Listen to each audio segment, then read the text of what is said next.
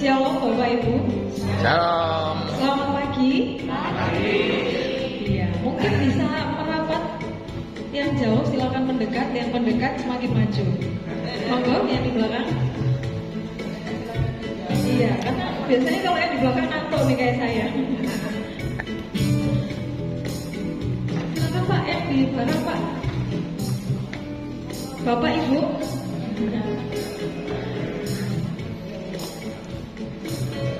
Biar suasana semakin hangat.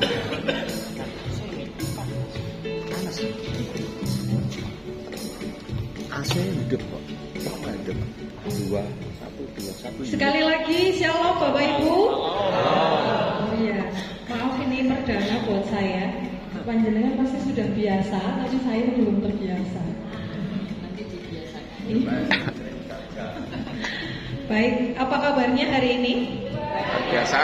Luar biasa. Ini yang luar biasa cuma Bunyo loh ya. Yang lain tuh belum luar biasa. Apa kabarnya hari ini?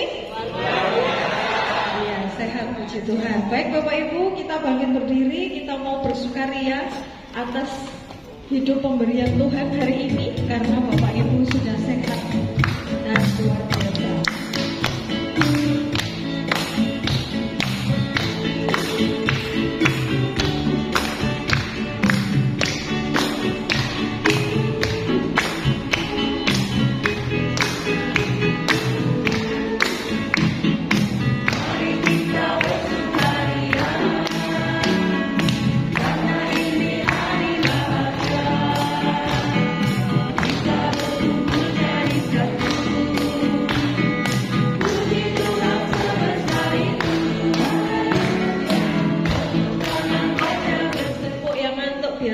Begitu ya.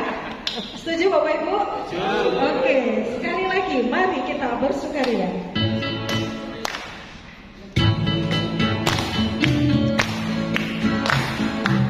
Mari kita berjabat tangan dengan saudara-saudara kita.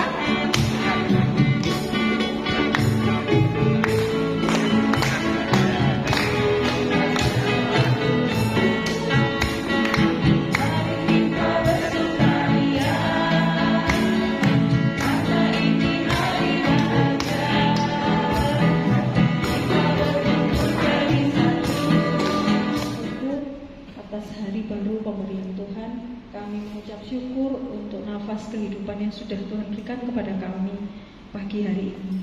Kami mengucap syukur atas penyertaan Tuhan yang semalam kepada kami, sehingga kami boleh bangun dalam keadaan yang baik dan sehat.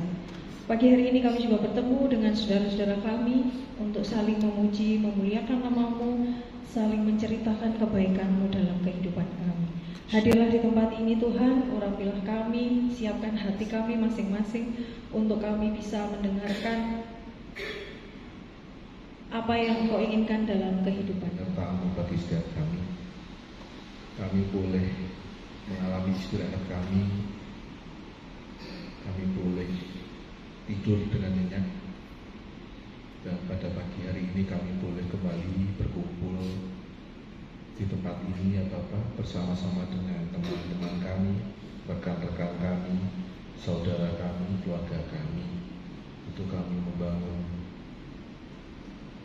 persekutuan yang indah, membangun doa-doa yang akan kami panjatkan kepada ya Bapak. Inilah diri kami persiapkan diri kami mohon kiranya Roh Kudus turun di setiap kami dan melayakkan kami, lebih-lebih memampukan kami untuk kami boleh melakukan apa yang kami doakan dan mendoakan apa yang setiap kami rencanakan ke depan di dalam kehidupan kami masing-masing. Bapak, sebentar lagi kami akan sedikit merenungkan apa yang akan kami baca di dalam Alkitab. Kiranya Tuhan memimpin kami. Hamba-Mu yang menyampaikan, kiranya Tuhan sendiri yang memampukan. Biarlah apa yang dilakukan boleh menjadi seturut seperti Tuhan saja. Inilah diri kami ya Bapak.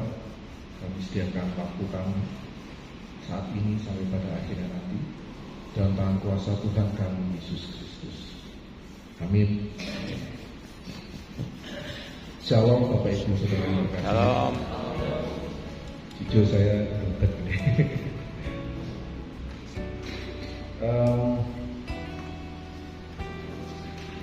Pengalaman pertama buat saya melayani di ibadah doa pagi, persekutuan doa pagi.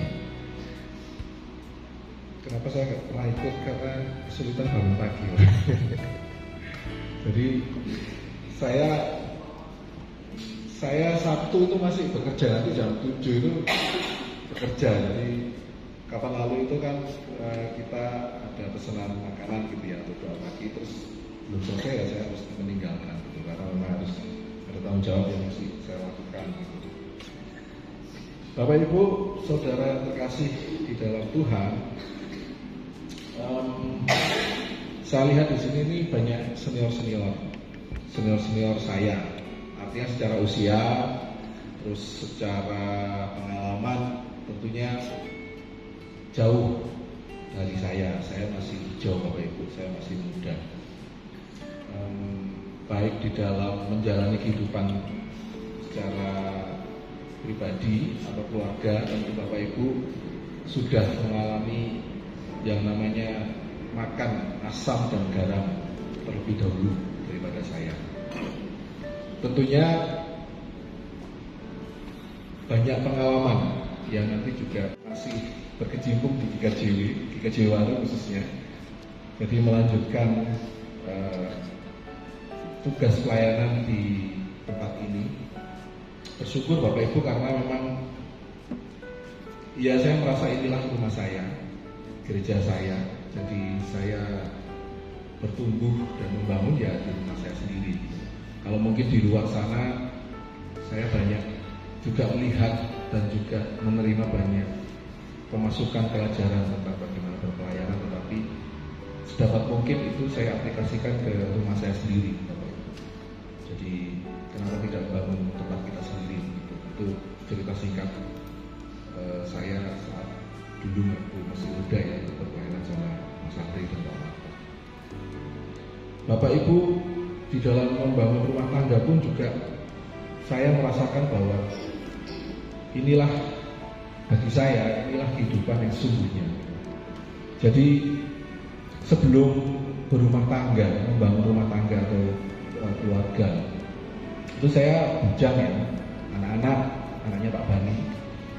Ya tahu sendiri, mungkin saya detik, mopok, nakal dan segala macam. Artinya tidak terlalu banyak memikirkan hal-hal yang rumit gitu, yang apa ya, bagaimana caranya bayar cicilan, kayak gitu saya belum ada gitu. Terus gak ngurus, pokoknya boleh naik lah gitu, pulang pagi terus cangkruk sana sini, ya pokoknya begitu. Mungkin bisa dikatakan bebas begitu Bapak Ibu. Tetapi ternyata setelah saya memutuskan untuk membangun sebuah keluarga, saya membangun sebuah rumah tangga, itu kehidupan jadi berubah dan saya bisa merasakan apa yang dirasakan oleh orang tua saya, kekhawatiran, terus apa ya, memang harus ada perencanaan di dalam membangun sebuah rumah tangga, bagaimana dengan pendidikan anak-anak, terus bagaimana kita mengatur urusan rumah tangga. Urusan rumah tangga itu ya banyak Bapak Ibu, bayar listrik, bayar cicilan, makan setiap hari bagaimana, terus sekolah anak-anak, dan ke depan ini anak-anak mau diarahkan jadi apa. Ternyata kompleks Bapak Ibu. Kompleks itu saya menyadari bahwa wah ini ternyata berat ya gitu. Jadi kehidupan berkeluarga itu bagi saya kehidupan yang sesungguhnya. Dan saya memahami apa yang saat itu dipikirkan oleh orang tua saya. Wah ini berarti Bapak Ibuku ya mesti memikirkan saya gitu. Makanya kalau saya saat itu berpikir, wah Bapak Ibu ini cerewet aja, ngomel aja gitu. Karena memang gimana? Burung alami. Karena memang apa ya? Ya saat itu semua belum merasa. Jadi saat ini pun saya bagian anak saya, bagi gue dan Andra itu apa namanya rame aja. Itu Bapak Ibu. Jadi Ya jenengan ini lebih senior dari saya, artinya lebih banyak mengalami gelombang kehidupan.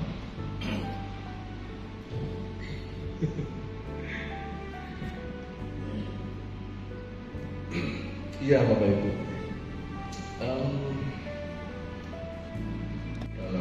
dalam Alkitab, mari kita buka bersama-sama, kita buka masing-masing.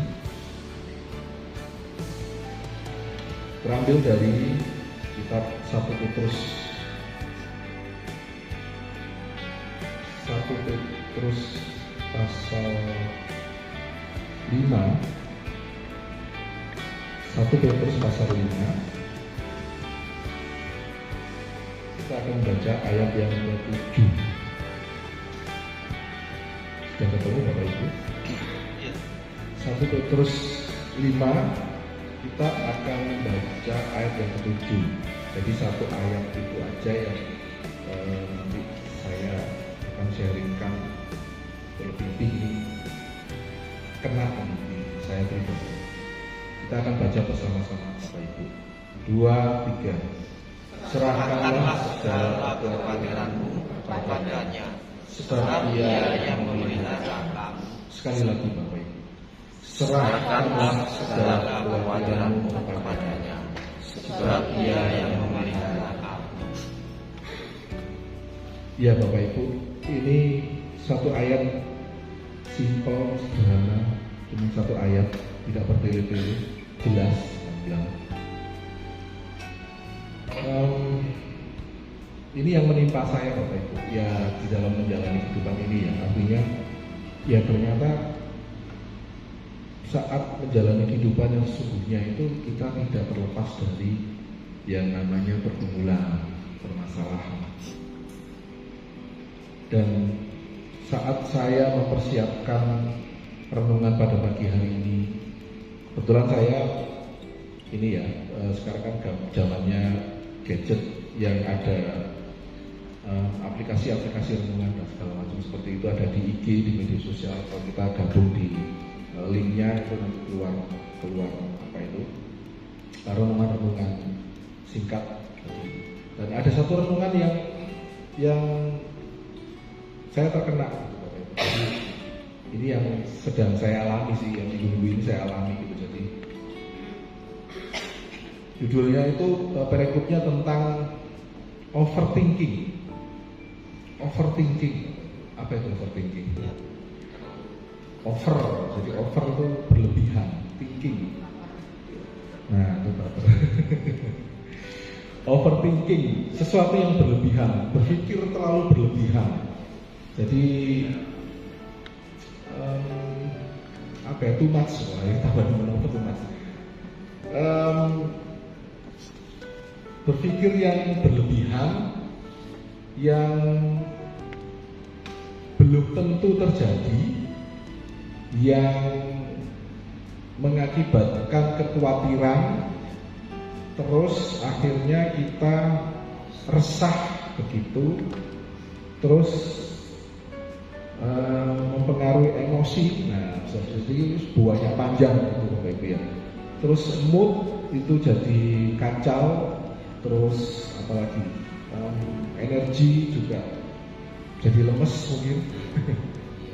Jadi kacau Bapak Ibu karena satu hal, overthinking. Dan ini saya alami Bapak Ibu. Saat ini saya alami juga. Artinya renungan ini kena juga dengan saya gitu.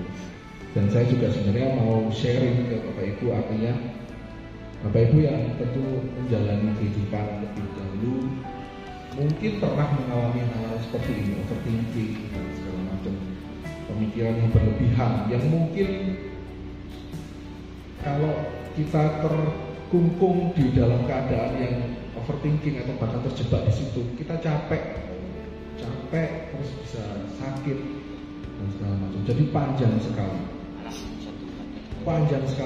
Saya mengakui itu, jadi ya cukup menguras waktu, energi yang bahkan mungkin belum tentu terjadi kalau saya memahami. Tiba-tiba ada satu ayat ini Bapak Ibu yang kita baca tadi, bahwa serahkanlah segala kekhawatiranmu kepadanya, sebab Ia yang memelihara. Bapak Ibu Saudara yang dikasihi Tuhan, saat saya mengalami overthinking, terus terang overthinking itu mencari damai sejahtera saya.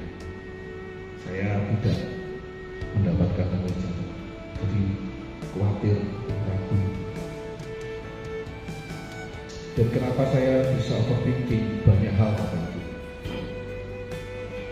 Saya juga harus memikirkan keluarga saya, anak-anak saya, bagaimana pendidikannya. Terus bagaimana saat kita sedang sibuk, ini siapa yang jemput anak saya, jadi hospital itu. Terus bagaimana masalah ekonomi, gaji sekian, kebutuhan bulan ini A, B, C, D, E dan segala macam. Ternyata saat kita hitung tidak cukup. Ya, kita overthinking bagaimana ini. Kita harus mencari solusi. Jadi memang secara manusia saya mengakui bahwa saya berpikir secara manusia. Jadi secara ya matematika manusia begitu Bapak Ibu. Capek Bapak Ibu, dan memang kalau saya pikir saya tulis itu sudah bakal cukup yang namanya kebutuhan hidup dengan penghasilan yang saya dapat. Kebetulan saya sama istri bekerja, tetapi artinya juga ya kebutuhan hidup semakin tinggi, anak-anak juga biaya sekolah semakin mahal, belum lagi masalah kesehatan yang kita harus persiapkan karena kita ada orang tua di Malang maupun di sini. Bagaimanapun juga kita setelah rumah tangga pun tidak mungkin bisa lepas mandiri, karena juga kita harus memperhatikan mereka juga seperti itu. Ya ini yang dinamakan mungkin generasi sandwich ya. Jadi saya mengalami itu Bapak Ibu saya. Karena memang ya kita basicnya orang-orang swasta, jadi tidak punya pensiunan dan segala macam.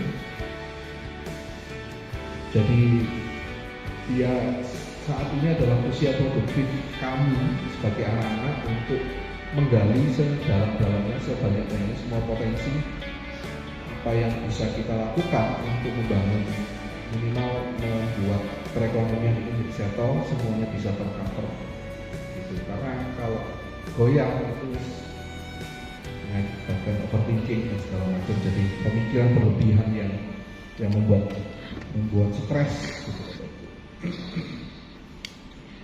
Bapak Ibu, di satu ayat ini saya ditegur, saya diingatkan. Serahkanlah segala khawatirmu kepadanya, sebab Ia yang memelihara kamu. Enteng Bapak Ibu ya, saat kita baca, ya Tuhan, iya ya. Tuhan sudah di dalam bacaan kita pagi ini sudah memberikan message pesan saja khawatirnya, sebab Ia yang besar itu Tuhan itu memelihara kamu. Bapak Ibu Saudara, saat saya sedikit flashback berpikir ke belakang, ternyata saya menemukan banyak hal. Artinya saat itu pun saya juga mengalami pergumulan, bisa dikatakan berat bagi saya. Tapi ternyata kami bisa melewati, Bapak Ibu. Dan saat ini saya sedang berdiri di sini. Mungkin saat ini saya belum bisa merasakan saya bisa melewati ini apa enggak ya. Tetapi ternyata saya saat menoleh ke belakang, banyak yang sudah berhasil kami lewati.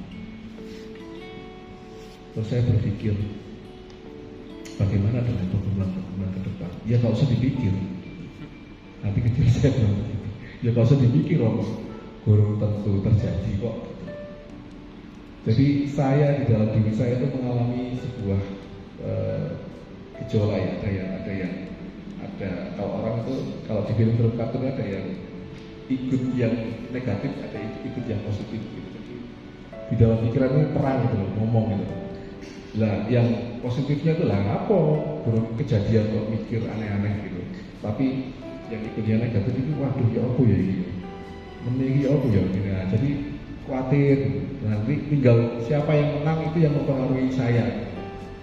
Nah, saat saya menjaga supaya positif terus itu juga ya berat kalau ternyata melihat kenyataannya loh, ternyata kenyataannya begini. Jadi akhirnya jatuh lagi ke pikiran-pikiran negatif. Tetapi sekali lagi Bapak Ibu, saya ditegur, saya diingatkan bahwa untuk menyerahkan segala kekhawatiran itu kepada Tuhan, karena Ia yang memelihara saya. Bapak Ibu Saudara yang kasih Tuhan, tentu ini pun juga barangkali ini dialami oleh panjenengan sekalian. Panjenengan bisa sharing ya ke kami anak-anak muda ini, atau mungkin jenengan sekalian juga punya anak-anak keluarga muda, anak-anaknya sudah berkeluarga dan segala macam. Bagaimana sih menjalani sebuah kehidupan ini?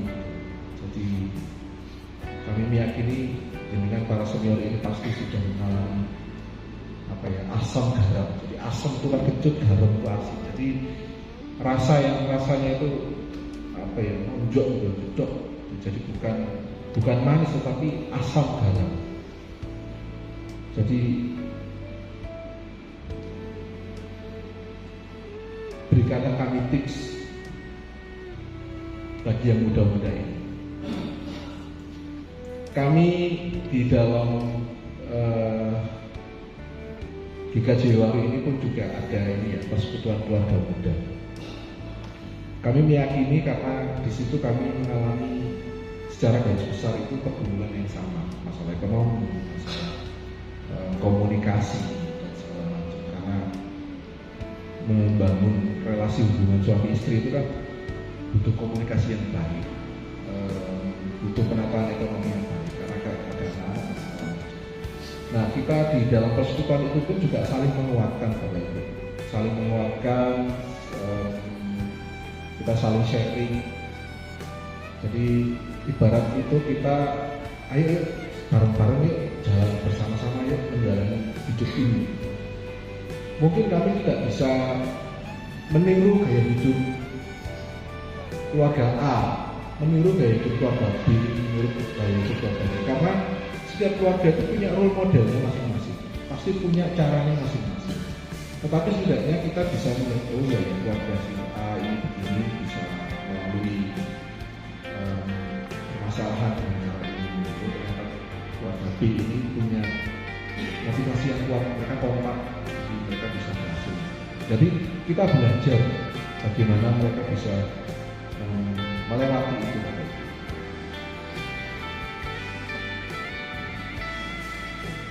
Nah, dari situ Bapak Ibu, saya pun juga akhirnya dia mau nggak mau, yang namanya orang percaya kita punya Tuhan, ya wis lah, serahkanlah semua kekhawatiranmu pada Tuhan.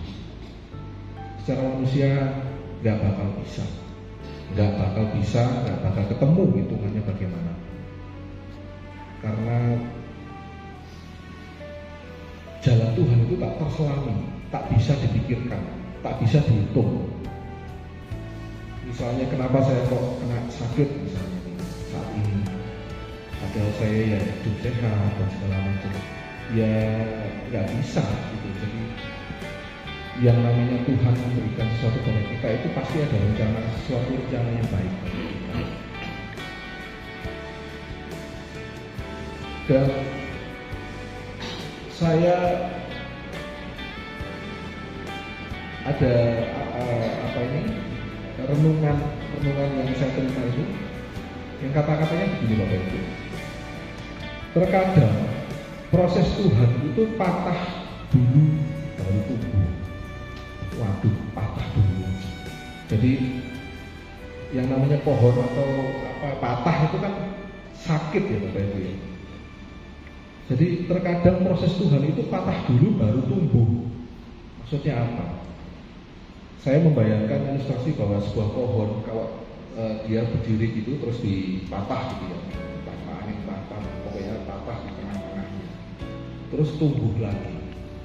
Ternyata tumbuhnya itu kalau kita mengamati, saya mengamati secara pribadi itu tumbuhnya awalnya cukulnya daunnya kecil-kecil ya, Tetapi lama-lama, semakin lama itu kayak semakin rimbun gitu loh. Jadi beda dengan pohon yang sudah tinggi, tetapi jarang sekali daunnya.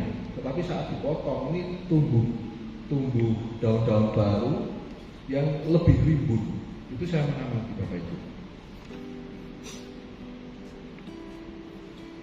Jadi apakah ini yang mungkin dimaksud Tuhan? Memang kita harus patah dulu baru tumbuh.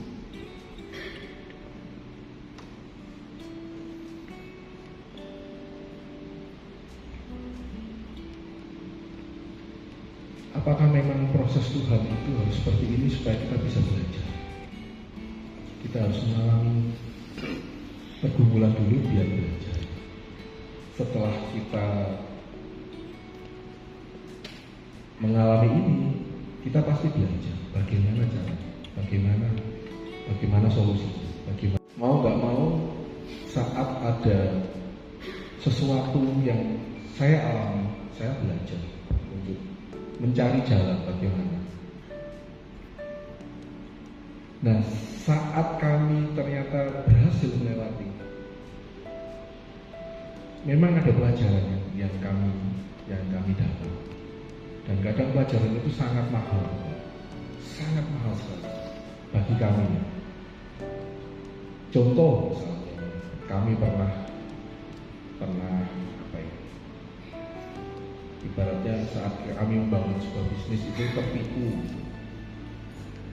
nilainya cukup besar, ratusan juta, dan itu kami alami. Kenapa sangat mahal? Ya memang sangat mahal karena hilang uang segitu banyak. Untuk sebuah pelajaran kami lebih berhati-hati, kami lebih teliti lagi.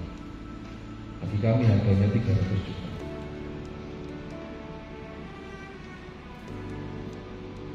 Setiap orang pasti punya pergumulan masing-masing Bapak Ibu. Tapi memang saat kami harus patah itu kami baru dapat pelajaran jauh kayak gini.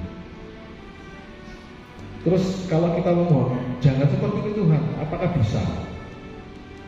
Saya rasa kok nggak bisa ya. Semua orang itu pasti punya bagaimana Tuhan membentuk kita dengan caranya, bagaimana Tuhan itu mau mempelajari kita di dalam kehidupan ini dengan caranya, tentunya ya itu. Jadi ya masing-masing.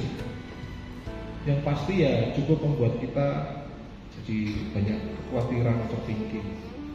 Terus apakah kita bisa survive melewati ini? Dan ternyata Bapak Ibu, itu yang sebenarnya ingin Tuhan lihat.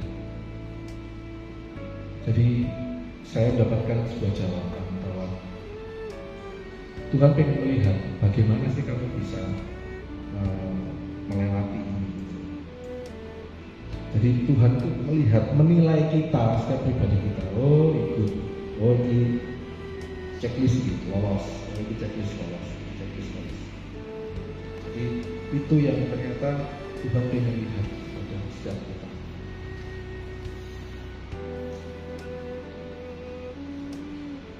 Sekali lagi Bapak Ibu, overthinking yang berlebihan itu mencuri damai sejahtera. Saya diingatkan saat kita mulai overthinking, mulailah untuk berdoa dan serahkan segala kekhawatiran kepada Tuhan. Jangan mengkhawatirkan hal-hal yang ada di luar kemampuan kamu. Serahkanlah semuanya itu pada Tuhan. Biarlah Tuhan yang memegang kendali, sebab Dia tahu apa yang terbaik bagi kamu. Kekhawatiran overthinking hanya akan membebani hati. Tetapi iman kita pasti akan berikan kekuatan untuk tetap melangkah. Terkadang proses dari Tuhan itu memang harus patah terlebih dahulu, baru akan tumbuh lagi. Tetapi percayalah, semua itu terjadi untuk membentuk menjadi lebih kuat dan siap menerima lebih dari apa yang kamu harapkan.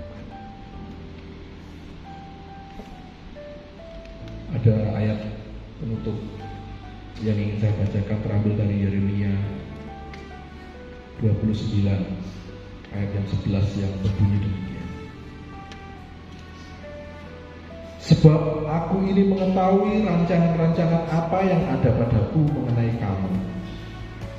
Demikianlah firman Tuhan, yaitu rancangan damai sejahtera dan bukan rancangan kecelakaan, atau memberikan kepadamu hari depan yang penuh harapan.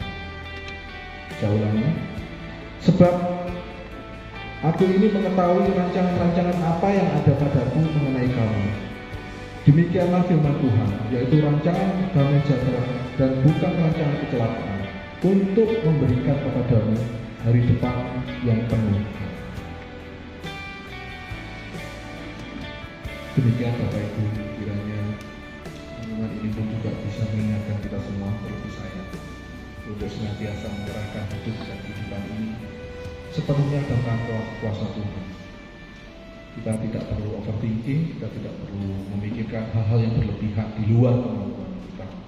Biarlah itu berjalan secara natural, alami, asal kita melakukan yang terbaik, asal kita mau tetap mendekat kepada Tuhan. Jangan mengandalkan kekuatan secara manusia, karena itu tetap saja sia-sia dan capek. Dan biarlah semua itu berjalan secara natural, alami, dan marilah kita belajar melihat satu persatu mana-mana yang Tuhan sudah selesaikan bagi kita. Kiranya Tuhan Yesus memberkati. Amin.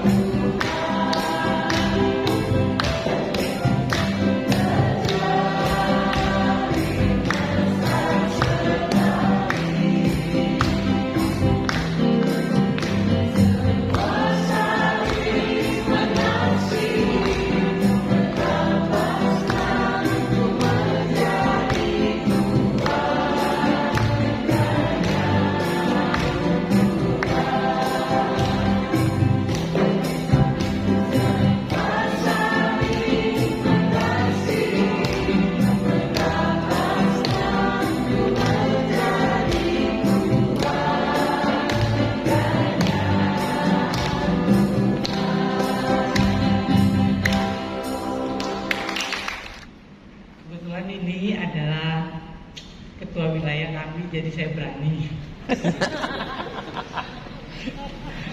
Biasanya nggak berani. Bapak Ibu sekalian, mungkin ini adalah pengalaman pribadi saya sesuai dengan firman Tuhan bahwa serahkanlah segala kekhawatiranmu kepadanya. Saya pernah merasakan itu sangat berat sekali. Ketika saya harus melepaskan anak gadis saya yang mungkin Bapak Ibu sebagian mungkin sudah mengetahui, anaknya pendiam, anaknya anaknya tidak mudah bergaul. Dia selama bergaul pernah dia punya teman anak wilayah 5, tapi waktu katekisasi dia bilang saya cuma punya teman itu, tapi meninggal. Kalau nggak salah cucunya Pak Edi kalau nggak salah itu masih usia SMP. Ya, ya. Mungkin itu, sehingga dia waktu itu mengikuti temannya itu, dia merasa sedih karena aku sudah nggak punya teman di dunia ini. Nah dari situ saya kuatkan dia untuk selalu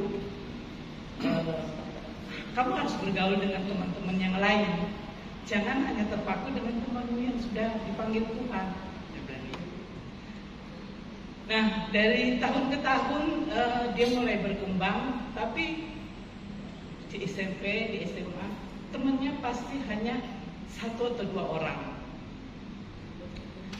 Nah kekhawatiran saya itu terjadi ketika dia akan dapat beasiswa, dan itu beasiswanya dia harus jauh dari saya.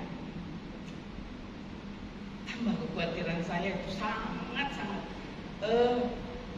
rasanya ini tidak bisa saya katakan ya.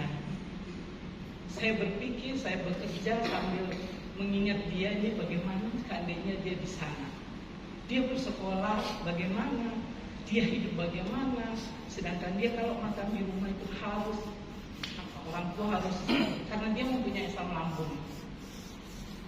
Nah itu menjadi pikiran saya ya, mungkin firman Tuhan ini sebenarnya harusnya saya gunakan sejak dulu, tapi ketika itu kekhawatiran yang iblis lebih banyak menggerogoti hati dan pikiran saya. Jadi ketika dia sudah mau berangkat, semuanya saya harus mengurus semuanya sendiri bersama dengan suami dan kakak-kakaknya. Semuanya sudah selesai. Ya, apapun yang ada sama saya itu semua saya urus untuk dia sebelum dia masuk ke tempat pendidikannya. Itu kami harus mengusahakan semua, walaupun dapat beasiswa sana, tapi seragam-seragam yang mungkin seperti hitam putih, sepatu dan lain sebagainya, dan mereka juga harus general check-up itu hanya 1 rumah sakit di Siloam. Jadi itu pun sudah ada formnya, kami harus buat. Jadi pengeluaran yang begitu banyak, sedangkan suami saya sudah pensiun dan saya bekerja hanya sebagai seorang guru. Tapi saya merasakan bahwa penyertaan Tuhan itu ada sehingga sampai dia mau berangkat. Ketika dia mau berangkat itu kekhawatiran saya bertambah lagi. Anak ini berangkat sendiri atau bagaimana? Itu tidak terpikirkan saya karena infonya dari sana tidak ada. Nah, itulah yang terjadi. Kekhawatiran saya makin bertambah. Ya, yang seperti Bapak ketahui dan Bapak Ibu ketahui, saya harus mengalami stroke ringan. Saya harus masuk rumah sakit.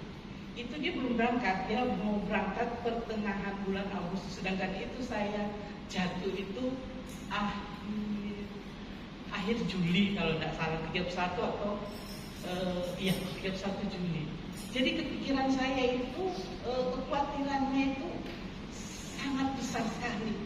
Dia mau berangkat sendiri, sedangkan dia tidak pernah berjalan sendiri sejauh itu. Saya harus berpikir bahwa saya harus mengantar, sedangkan saya juga bekerja. Kalau saya sekolah swasta itu kalau meninggalkan 1 hari kita kena potong swasta.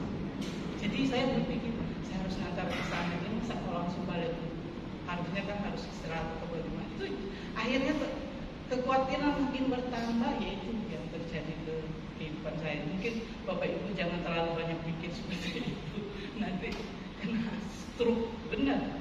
Ini angkat dan saya dalam keadaan di rumah sakit dalam keadaan perawatan. Ada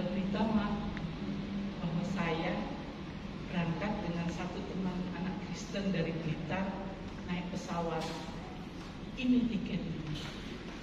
Puji Tuhan, saya bilang ya. Ini adalah mujizat Tuhan. Jadi sebenarnya kita sebagai manusia itu kita serahkan aja semuanya. Sebenarnya saya sudah serahkan, tapi mungkin iblis lebih kuat mengikat kita agar supaya kekhawatiran itu ada.